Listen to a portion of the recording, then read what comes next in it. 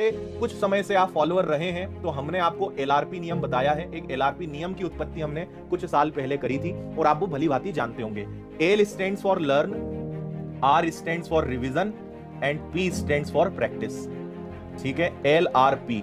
कई लोग अपने जीवन में परीक्षा तक पढ़ते ही रहते हैं, है ना, वो टेस्ट लगाते नहीं, कोई मॉक टेस्ट है तो उससे भागते हैं। मैं आपके जीवन में सबसे ज्यादा जरूरी है लर्न, और लर्न का मतलब होता है सिलेबस कंप्लीट करना, फिर उसका रिवीजन करो। रिवीजन हमें, अच्छा, सिलेबस में भी वो पढ़ो जो नहीं आता, जो ऑलरेडी आता है, जो ऑलरेडी अच्छे से बनता है उसको मत पढ़ो। जो ऑलरेडी अच्छा है, किसी तलवार की धार है उसकी क्यों और धार कर रहे हो, है ना, उस तलवार को उठाओ जिसकी धार नहीं है।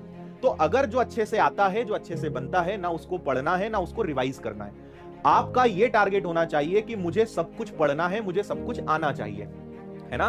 तो आप रिवीजन भी उसी का करो जहां कॉन्फिडेंस नहीं है, जहां लगता है कि यार इस पे और काम करने की जरूरत है। जहां सब बन रहा है उसको मत करो। वो किससे कवर होगा? वो प्रैक्टिस से कवर होगा, है ना। प्रैक्टिस का मतलब आप समझ गए। प्रैक्टिस का मतलब होता है टेस्ट लगाना, प्रैक्टिस का मतलब होता है मॉक टेस्ट सॉल्व करना, प्रैक्टिस का मतलब होता है अलग अलग परीक्षाओं के प्रश्न हल करना, प्रैक्टिस का मतलब होता है बहुत सारे एमसीक्यूज, ऑब्जेक्टिव्स लगाना। ये सब प्रैक्टिस का पार्ट है और असली में सिलेक्शन यही दिलाएंगे। लेकिन ये कब बनेगा? जब तुम्हारा लर्न वाला पार्ट कंप्लीट होगा।